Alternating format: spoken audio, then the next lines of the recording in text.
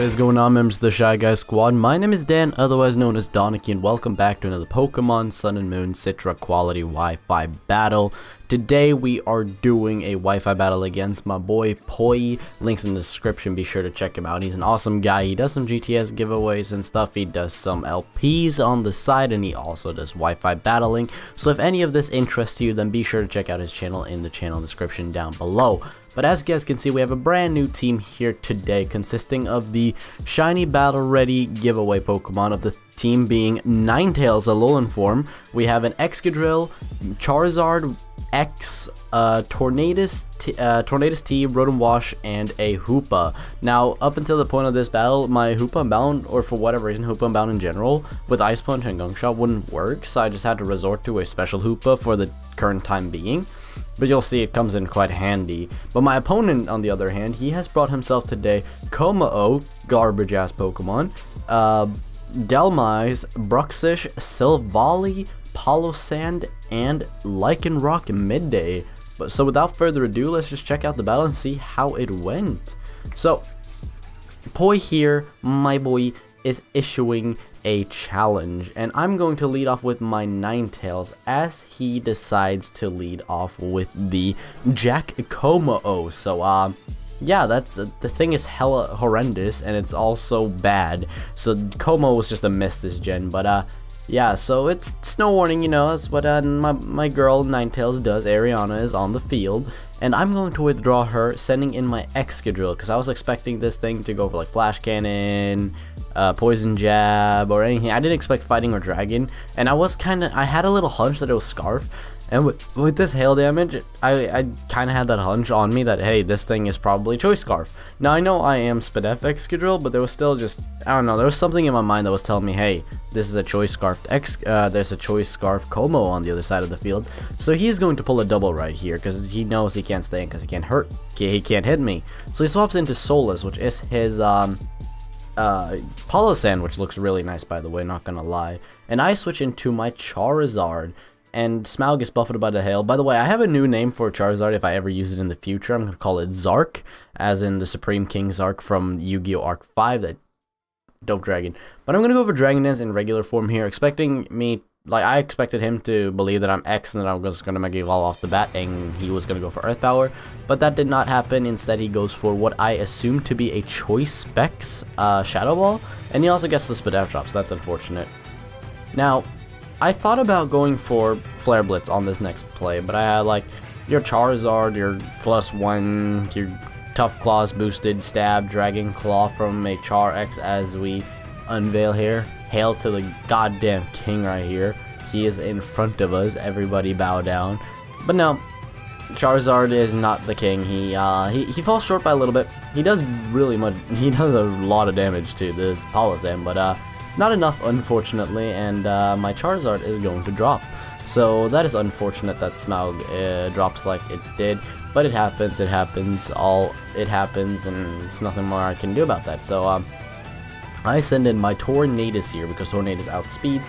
Tornadus can do the thing and do whatever he feels like. So I go for Heat Wave here and knock out the Palossand. So evening out the score here, 5-5, and my opponent decides to send in his Grey Wolf, the Lycanroc, and considering the fact that I'm base 121 and not like 115 or something like a speed tie, I decided just to U-turn to get some chip, and it shows that he's Rocky Helmet. So I started debating, is he some sort of like defensive variant of Lycanroc, but boy was I wrong, because he just drops a Swords Dance in my face. I mean, he could still be defensive, but defensive SD at least, so that was like, huh. I was expecting Stealth Rocks, so that didn't really work out the way I anticipated it to. But luckily for me, I do live the Stone Edge, and I connect with my Hydro Pump, taking out the Lycanroc Midday form, looking nice in its shiny form. I honestly like, in Citra, I like the Lycanroc Midday. I'm not too fan of it in the game, but it looks nice here. And next out, he sends his shiny Delmise. Now, the gimmick of Poijz's team is the fact that it was a full shiny team. Now, I go for Pain Split because I feel like Rotom has done the job it needs to do, so if it gets knocked out, then it gets knocked out. But my boy Poijz, he clicks Shadow Ball, which I was kind of interested by. I was like, huh, not Power Whip, or Shadow Claw for that matter. I guess he was expecting a Will-O-Wisp. Understandable play. And I actually thinking about it now, that actually makes a lot of sense. But I'm just gonna keep my Rotom around then, seeing as he went for Shadow Ball and not Power Whip. So I'm gonna withdraw my Rotom here and go into my Torn, because I'm thinking, oh, maybe he's special. And he goes for the Shadow Ball, and that does basically nothing because I'm Assault Vested. Look at that damage. That did 31 points. Yeah, 31 points, math. I can do that. But yeah, that did 31 points of damage, and that is not that much. I'm going to go for Hurricane, and luckily I do connect it, and the Dhelmise is going to drop. So no Assault Vested Dhelmise this time to take advantage of my poor luck. My poor luck. But yeah, so he's going to send in Bruxish. Dem lips in the field, ladies and gentlemen, boys and girls. I'm going to go for U-turn because I don't want to deal with them lips. Like, look at them lips though. Also, the fish is absolutely ugly. It's so ugly in shiny, but you know what? There will come a time when we'll shiny up for it. But I'm gonna go for. He's gonna go for a waterfall here, and I was like, Rotom, you're the switch in, huh? Can you? Is he banded? Maybe. Is he banded? Could that be an option? Who knows? So I was sitting here thinking, maybe he's banded. No. He goes for Psychic Phoenix, and I was like, oh crap. Well, there goes Rotom. Don't worry about it though, buddy. You did a phenomenal job. You did an absolutely phenomenal job. Now I sent in Hoopa here, and to my surprise, Hoopa actually starts doing some work. Regular Hoopa Confined is out here doing some of the finest of work. Now Hoopa Unbound is far more superior, and I can't wait to show you guys the future battles with this team where I have Hoopa Unbound, but I actually got the Hoopa Unbound to work eventually. After some time they were like, oh, this thing is legal and stuff. It was transferred from Auras, and let's allow him to use it. So I'm gonna go for Shadow Ball on my Torn. It does nothing. I go for a Hurricane here, and I miss. I mean, okay, fair enough. 70% accurate move. I landed a one last time, so it happens. He goes for Ice Beam. He gets a crit. That is very unfortunate. That is very unfortunate indeed. And then I go for Hurricane again. And I was like, oh, no, never mind. And he goes for Thunderbolt to take out my Torn. So my Torn knocked out Dhelmise and did absolutely nothing after that. So very unfortunate right there, but that's what happens. That's what happens. We gotta just move on. So I sent in Ariana my Ninetales to set up the Veil, hashtag the Veil, ladies and gentlemen. One of the greatest moves introduced in Sun and Moon. By having Snow Warning up, you can have 5 to 8 turns, depending on your item, with Light Screen and Reflect from one move instead of 2 turns of setting up screens, which is absolutely amazing. I mean, the condition is weather. So he's gonna go for a multi-attack, and what Poijz didn't know, I told him after the match, multi-attack is physical. And I think he got a crit here? No, I'm not sure. Well, I was just rather strong, but he had a special Silvally with multi-attack, and I was like, multi-attack is physical. So I'm just gonna go for Hidden Fire Ground because I have no point in switching out or anything like that. And I kind of just want to chip this thing down.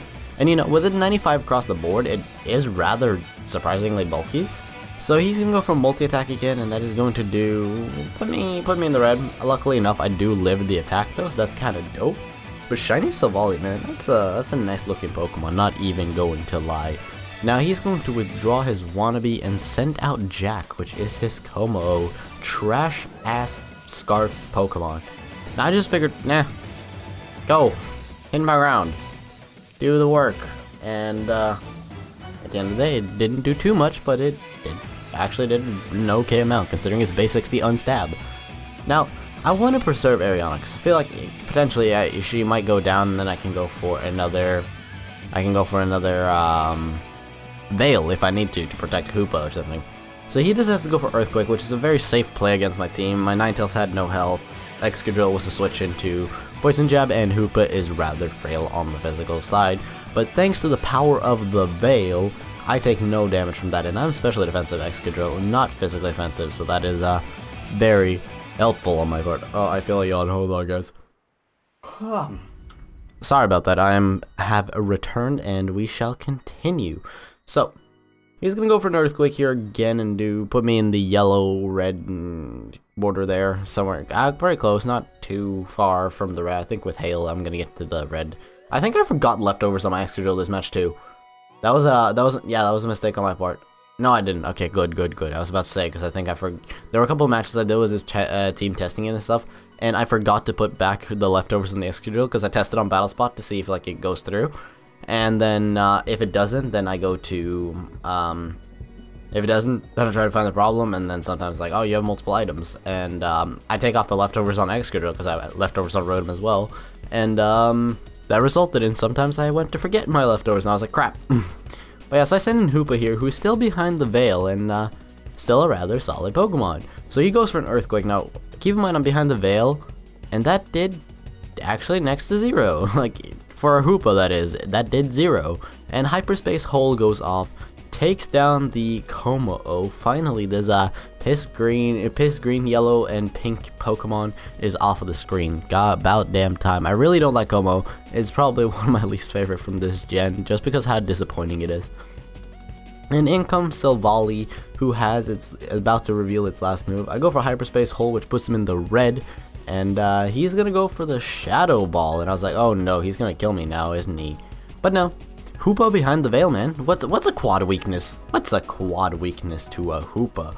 But I go for Hyperspace Hole here, and that is going to be good game to my man Poijz. So if you guys enjoyed this battle, be sure to head down in the description, check out my boy Poijz, as well as leave a like on the video, comment down below answering the question of the day, or just generally what you thought of the battle, and be an active subscriber for a chance to win the shiny battle ready Alolan Ninetales. And also, while we are on the topic of things, subscribe to the channel. We just recently passed 1K, which is a huge milestone, and we just gotta keep pushing forward. And lastly, be sure to tune in on Friday when we're doing our 1K Q&A special to, you know, say thank you to all of you guys who have supported the channel throughout the years. So thank you guys for watching. Have a beautiful day, and I hope to see you guys next time.